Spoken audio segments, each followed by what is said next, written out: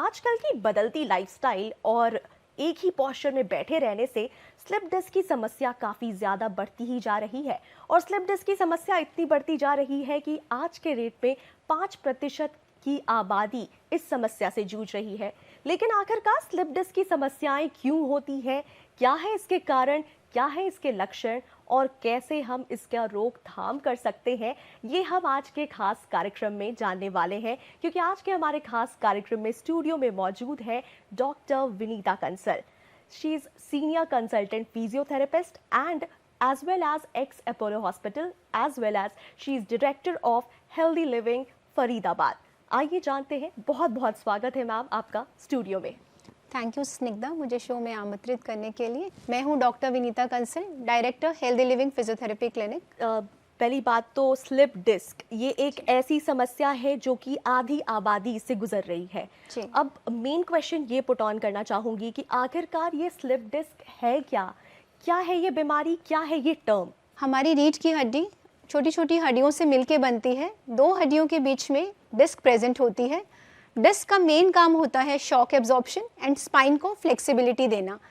Disc majorly दो material से मिलके बनती है। आउटर फाइब्रो कार्टिलेजिनस मटेरियल जो हार्ड होता है एंड इनर सॉफ्ट जेलाटिनस मटेरियल जिसे न्यूक्लियस पल्पोसस कहते हैं। किसी कारण से जब डिस्क की आउटर लेयर वीक हो जाती है या उसमें टीयर आ जाता है तो अंदर का जेलाटिनस न्यूक्लियस पल्पोसस बाहर आने की कोशिश करता है या बाहर आ जाता है। इसी कंडीशन को ही हम स्लिप डिस्क कहते हैं। तो जब वो बाहर आ जाता है तो जो नियर बाय नर्व्स हैं उन पे वो प्रेशर डालता है, उसी के कारण स्लिप डिस्क के सिम्टम्स आते हैं। स्लिप डिस्क का ऑनसेट सडन भी हो सकता है, जैसे एक्सीडेंट केसेस, फॉल, ट्रॉमा के केसेस, बट ज़्यादातर जो देखा गया है ये डेवलप होता है over a period of time. Slip disc की 4 स्टेजेस होती हैं। फर्स्ट स्टेज ऑफ डीजनरेशन, जिसमें न्यूक्लियस पल्पोसस अपनी जगह से नहीं हिलता है, सिर्फ उसमें स्लाइट चेंजेस आते हैं। सेकेंड स्टेज इस स्टेज ऑफ प्रोट्रूशन और बल्ज, उसमें न्यूक्लियस पल्पोसस अपनी जगह से थोड़ा सा हिल जाता है। Third stage is stage of extrusion, जिसमें टीयर के कारण न्यूक्लियस पल्पोसस अपनी जगह से बाहर आ जाता है, लेकिन वो डिस्क के पैरेंट डिस्क के कॉन्टैक्ट में ही रहता है। And the last stage is stage of sequestration, जिसमें न्यूक्लियस पल्पोसस कंप्लीटली बाहर आ जाता है डिस्क से और स्पाइनल कैनाल में आ जाता है। आमतौर पे स्लिप डिस्क किसी भी स्पाइन के हिस्से में हो सकती है, बट सर्वाइकल स्पाइन और लंबार स्पाइन में ये ज़्यादा कॉमन है और मोस्ट कॉमनली लो बैक में देखी जाती है। तो स्लिप डिस्क की समस्या के बारे में एक्चुअली हम सभी आज हम इस कार्यक्रम में जान रहे हैं। ऐसे में आजकल के यंगस्टर्स की अगर बात करें तो खासकर यंगस्टर्स बेहद ही ज़्यादा इस समस्या से जूझ रहे हैं। यंगस्टर्स बेसिकली देखा जाए तो इनफैक्ट अगर हम बात करें स्लिप डिस्क की समस्या की तो आपके दिमाग में ये ख्याल आता होगा, ये टर्म स्लिप डिस्क है तो जनरली ओल्ड एज पीपल को होते होंगे। लेकिन आप सभी को बता दूं दर्शकों कि ये स्लिप डिस्क एक ऐसी समस्या है जो कि 15 to 16 ईयर्स एज्ड यंगस्टर्स को भी होते हैं। लेकिन आखिरकार ये समस्या क्यों हो रही है, क्या है इसके कारण, हम ये भी जानेंगे। डिस्क डीजनरेशन बेसिकली एक एजिंग प्रोसेस है। जैसे जैसे हमारी उम्र बढ़ती है वैसे वैसे डिस्क का वाटर कंटेंट कम हो जाता है और उसमें डीजनरेशन स्टार्ट हो जाती है। लेकिन कुछ कारणों के कारण ये डीजनरेशन बहुत जल्दी आ जाता है और फास्ट हो जाता है। तो आइए जानते हैं कि वो कारण क्या है। सबसे इम्पॉर्टेंट कारण है poor posture. Poor posture most of the time देखा गया है कि जो लोग अधिकतर लोग जिनका काम अधिक समय तक लैपटॉप पे रहता है या जो प्रोफेशंस जिनमें अधिक समय के लिए बैठना होता है, उसमें पुअर पॉस्चर के कारण मसल्स और लिगामेंट्स लेंदन हो जाते हैं। उनकी लेंदनिंग के कारण स्पाइन पे फोर्सेस बढ़ जाते हैं और ये डिस्क डीजनरेशन का प्रोसेस बहुत फास्ट हो जाता है। सेकंड कारण है सेडेंट्री लाइफस्टाइल। आजकल का लाइफस्टाइल इतना सेडेंट्री हो गया है कि हम most of the time physical activity में इन्वॉल्व नहीं होते हैं। ज़्यादातर टाइम हम गैजेट्स पे स्पेंड करते हैं, अपने मोबाइल फ़ोन्स पे स्पेंड करते हैं, तो उसके कारण भी ये समस्या ज़्यादा हो रही है। नेक्स्ट कारण है previous history of trauma. Accident cases के कारण या किसी भी तरह का ट्रॉमा, फॉल, एक्सीडेंट के कारण ये प्रोसेस जल्दी इनिशिएट हो जाता है। नेक्स्ट कारण है स्मोकिंग। स्मोकिंग हमारी स्पाइन की ब्लड सप्लाई को कम करती है। तो जब स्पाइन की ब्लड सप्लाई कम होती है तो डिस्क डीजनरेशन फास्ट हो जाती है और हीलिंग प्रोसेस स्लो हो जाता है। तो दर्शकों, हमने जाना कि आखिरकार स्लिप डिस्क के क्या कारण हैं, लेकिन क्या आपको पता है कि स्लिप डिस्क के क्या लक्षण हैं? कई बार ऐसी बीमारी यानी स्लिप डिस्क हमें हो तो जाते हैं, लेकिन आखिरकार इसके सिम्टम्स क्या हैं, ये हमें पहचानने में काफ़ी दिक्कतें होती हैं। तो मैम, मैं आपसे जानना चाहूँगी कि आखिरकार स्लिप डिस्क के क्या कुछ सिम्टम्स हैं? नेक पेन या बैक पेन, नेक पेन का बाजू में रेडिएट होना, लो बैक पेन का टांगों में रेडिएट होना, टिंगलिंग या नमनेस जिसे हम झंझनाहट बोलते हैं, झंझनाहट या सुन्नपन हाथों में या पैरों में, पेशेंट को चक्कर आने की कंप्लेंट भी हो सकती है, सिवियर केसेस में इवन मसल वीकनेस भी हो सकती है। मेन लक्षण है स्लिप डिस्क के।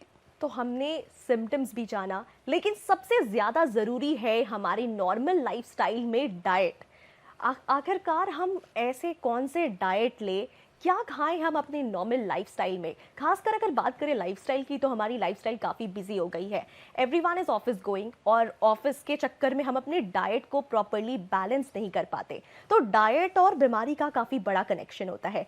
ऐसे में मैम, आपसे जानना चाहूँगी कि आखिरकार स्लिप डिस्क की समस्या और डाइट एक दूसरे से कैसे कनेक्टेड है? क्या डाइट लेना चाहिए कि हम स्लिप डिस्क की समस्या को रोक सकते हैं? वैसे तो स्लिप डिस्क एक मैकेनिकल प्रॉब्लम है, लेकिन डाइट का भी एक इम्पॉर्टेंट रोल है। इनिशियल फेज़ में आपको एंटी इन्फ्लेमेटरी डाइट लेनी है जो बेसिकली इन्फ्लेमेशन को कम करे। उसमें आप विटामिन सी रिच फूड्स ले सकते हैं, जैसे blueberries, oranges, strawberries. Once the acute phase is over, उसके बाद आप collagen rich omega 3 fatty acid start कर सकते हैं। ओमेगा 3 फैटी एसिड्स आमतौर पे आलमंड्स, वॉलनट्स और अलसी के बीज जिनको बोलते हैं, फ्लैक्स सीड्स, उसमें पाए जाते हैं। आप कैल्शियम रिच डाइट ले सकते हैं, मिल्क एंड मिल्क प्रोडक्ट्स ले सकते हैं। ग्रीन लीफी वेजिटेबल्स बहुत इम्पॉर्टेंट सोर्स है विटामिन के का। विटामिन के हमारी बोन हेल्थ के लिए बहुत इम्पॉर्टेंट होता है, तो ग्रीन सीजनल लीफी वेजिटेबल्स को अपनी डाइट में इंक्लूड करें। मोस्ट इम्पॉर्टेंट इज आपको क्या फूड्स अवॉइड करने हैं।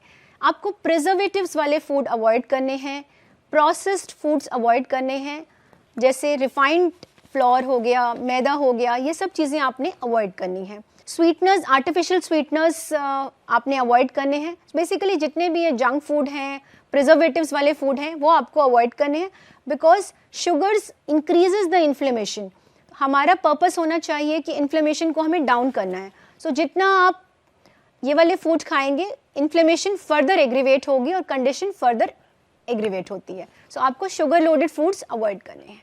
तो दर्शकों, हमने ये जाना कि खासकर डाइट पर क्या ध्यान देना चाहिए, लेकिन अक्सर नानी दादी के जितने भी घरेलू उपचार होते हैं, सबसे पहले तरीके हम यही अपनाना चाहते हैं कि आखिरकार क्या घरेलू उपचार अपनाया जाए कि हमारी सारी बीमारियां ही ठीक हो जाए।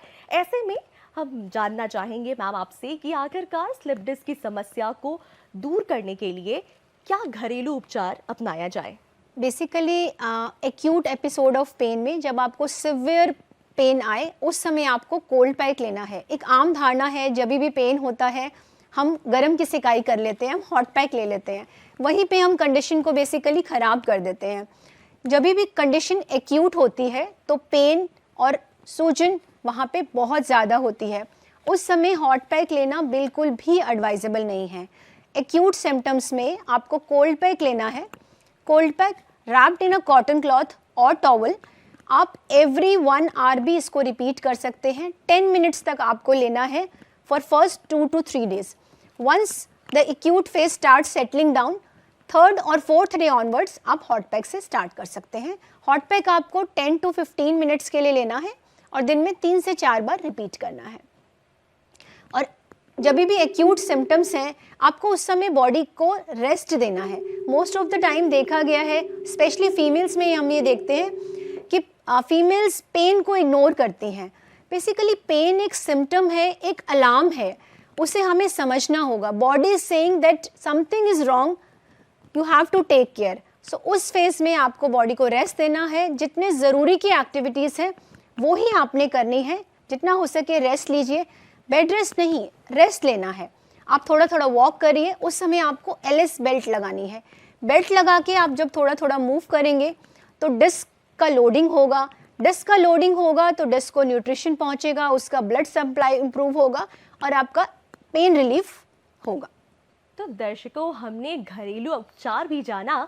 आशा करती हूँ कि इस कार्यक्रम में जो घरेलू उपचार हमें पता लगा है और आप सबको भी पता लगा है, वो आप ज़रूर अपनाएंगे। ऐसे में अधिकतर महिलाएं बोन रिलेटेड समस्या से काफ़ी गुजर रही हैं। आखिरकार महिलाओं के जोड़ों में दर्द होना, काफ़ी सारी समस्याएं होती हैं जो अक्सर उन्हें उठने बैठने से लेकर लेटने तक में दिक्कत आती है। लेकिन आखिरकार बोन्स की जो इश्यूज़ है फीमेल्स में, वो कौन से इश्यूज़ हैं और क्या है मैम, आपसे जानना चाहूँगी।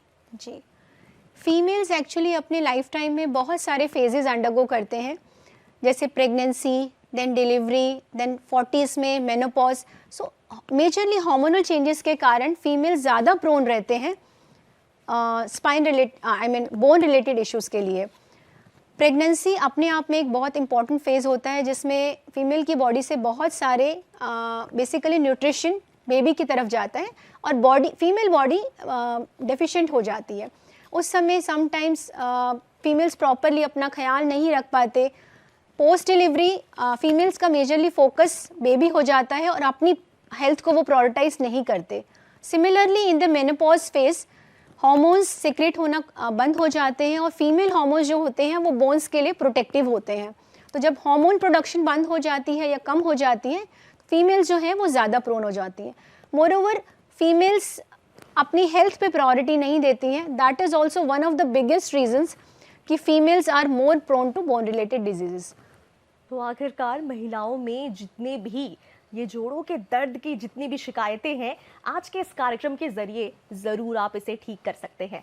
खास तौर पर सर्दी का मौसम है और सर्दी के मौसम में जोड़ों के दर्द बहुत ही कॉमन इलाज और बीमारी है जो हम ढूंढते हैं, जो हम तलाश करते हैं। तो आज के इस कार्यक्रम में हम मैम आपसे जानना चाहेंगे कि आखिरकार सर्दियों में हम अपने जोड़ों के दर्द की समस्या कैसे इससे निपटारा कर सकते हैं और क्या है इसकी वजह।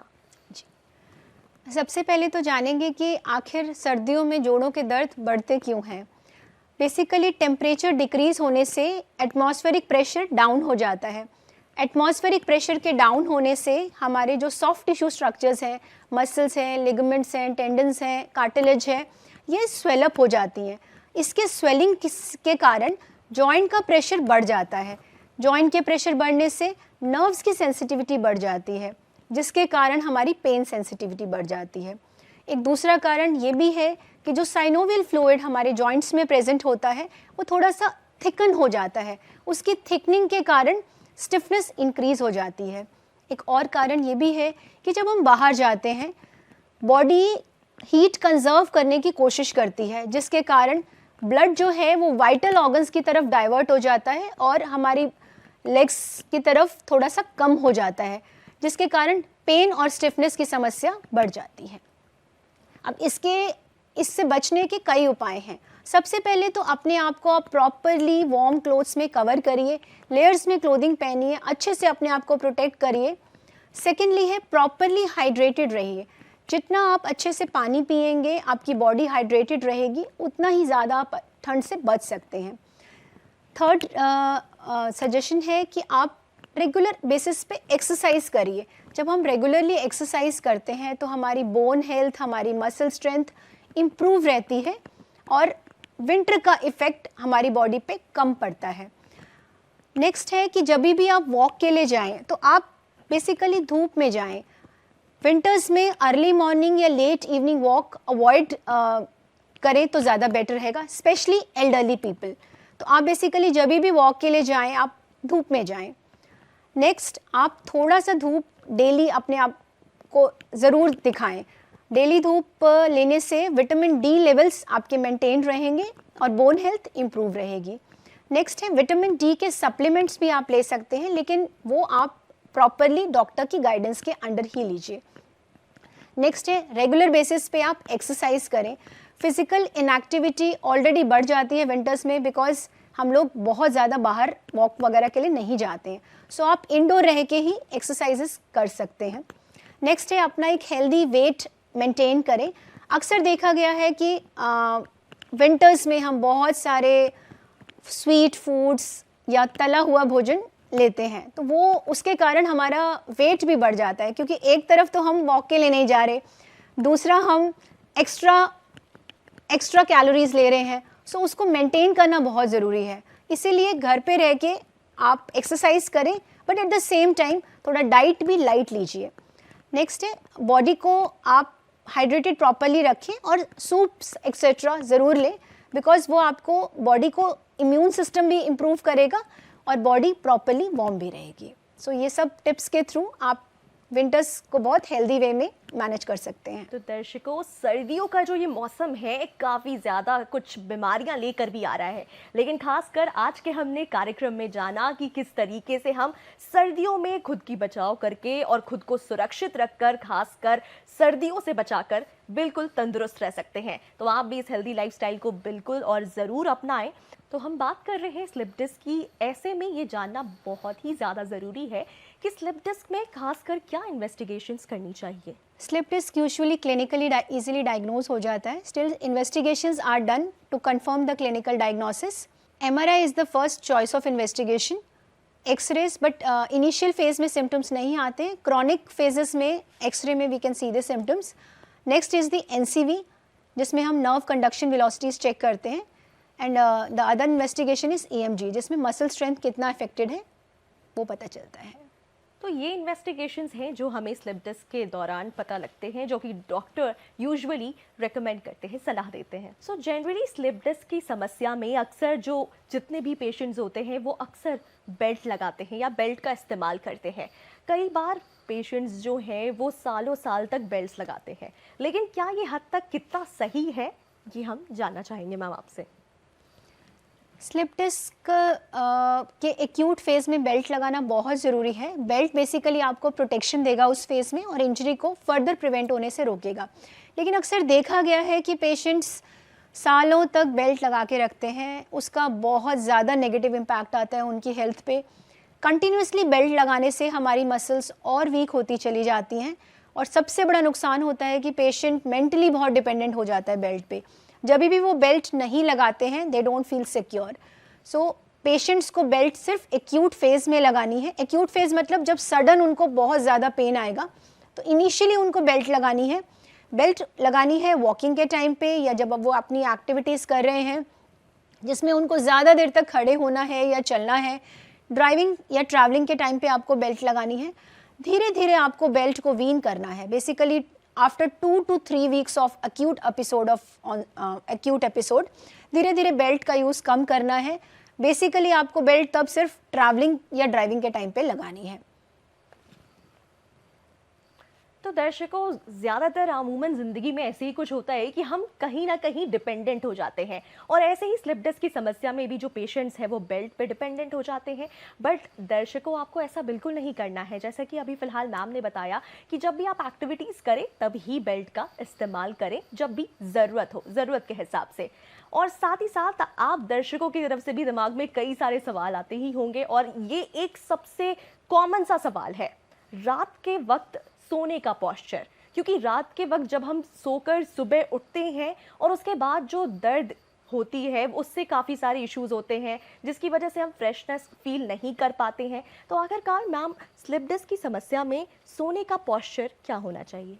जी, रात को जब भी आप सोएं, जब आप कमर के बल सो रहे हैं तो नीज़ के नीचे आप एक पिलो लगा सकते हैं। अनटिलनेस आप कोई नी का स्पेसिफिक कंडीशन से जूझ रहे हैं जिसके लिए डॉक्टर ने आपको मना करा है, सपोज नी रिप्लेसमेंट हुआ है या ऑलरेडी नीज बेंट रहते हैं, ओनली उन केसेस में नहीं लगाना है। अदरवाइज आप नीज के नीचे पिलो लगा सकते हैं, that will relax your low back. जब भी आप करवट करके सोएं तो एक पिलो आप नीज के बीच में लगा सकते हैं, उससे हमारा जो स्पाइन है, लंबार कर्व है, वो न्यूट्रल रहता है। हिप लेवल और नी लेवल काफ़ी हद तक सेम लेवल में आ जाता है, and that is relaxing for the spine. आपने पेट के बल लेट के नहीं सोना है। पेट के बल लेटने वाला पोजीशन जो है वो लंग्स के लिए अच्छा है, but it's a very bad position for the spine, so वो आपने अवॉइड करना है। तो स्लीपिंग पोस्चर बेहद ही ज़्यादा ज़रूरी है हमने जानना। तो आज के कार्यक्रम में हमने जाना कि आखिरकार हमारा स्लीपिंग पोस्चर क्या होना चाहिए एग्जैक्टली, जिसकी वजह से जो स्लिप डिस्क की समस्या है वो कम हो सकती है। तो दर्शकों, जैसी जिंदगी हम जीते हैं उस पर बहुत कुछ निर्भर करता है कि आखिरकार हम अपने साथ किस तरह की बीमारी लेकर आ रहे हैं। तो लाइफस्टाइल में स्लिप डिस्क मैनेजमेंट का क्या रोल है मैम? जी सर, लाइफस्टाइल का बहुत इम्पॉर्टेंट रोल है, खाली स्लिप डिस्क में नहीं, आई विल से कि इन एनी डिजीज़ और एनी डिसऑर्डर। जितना लाइफस्टाइल हमारा एक्टिव रहेगा उतना हम बीमारियों से दूर रहेंगे।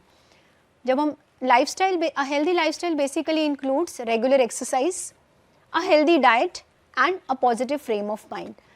जितना हम हेल्दी लाइफस्टाइल मेंटेन करेंगे उतना हमारी मसल्स स्ट्रॉन्ग रहेंगी। जितना हम रेगुलरली एक्सरसाइज करेंगे, हमारी मसल्स जब स्ट्रॉन्ग रहेंगी तो डिस्क पे लोड कम आएगा। जब डिस्क पे लोड कम आएगा तो उसका डीजनरेशन प्रोसेस स्लो डाउन हो जाएगा। नेक्स्ट है स्ट्रेस। जितना हम आजकल स्ट्रेस के कारण भी बहुत सारा प्रॉब्लम्स अर्ली इनिशिएट हो रहा है। बेसिकली स्ट्रेस जो है वो साइकोसोमैटिक डिजीज़ को राइज देता है। साइकोसोमैटिक डिजीज़ का मतलब है an emotion turning to a physical problem. So basically जब भी स्ट्रेस होता है वो फिजिकल, किसी न किसी फिजिकल फॉर्म में एंड अप हो जाता है। तो जितना हम स्ट्रेस मैनेजमेंट करेंगे, हम बेसिकली स्ट्रेस मेडिटेशन करेंगे या पॉजिटिव फ्रेम ऑफ माइंड रखेंगे, पॉजिटिव थिंकिंग रखेंगे, तो उस तरीके से हम बहुत सारी बीमारियों से बच सकते हैं। Next is a healthy nutritive diet. जितना आप हेल्दी डाइट लेंगे, बोन्स को, मसल्स को, बोन्स को न्यूट्रिशन प्रॉपरली पहुंचेगा और disc degeneration process slow down हो जाएगा। तो दर्शकों, आखिरकार हमारी लाइफस्टाइल बहुत ही ज़्यादा निर्भर करती है कि आखिरकार हम किस तरह की बीमारियां लेकर आ रहे हैं। तो डेफिनेटली आप अपनी लाइफस्टाइल को ज़रूर सुधारें। खासकर अब देखा जाए तो बिकॉज हमारे सामने फिजियोथेरेपिस्ट खुद बैठे हैं, तो अब इसमें ये जानना बेहद ही ज़रूरी है कि मैम फिजियोथेरेपी का एक्चुअली स्लिप डिस्क में क्या रोल है, क्या कुछ करते हैं मुझसे? फिजियोथेरेपी का स्लिप डिस्क के मैनेजमेंट में बहुत इंपॉर्टेंट रोल है।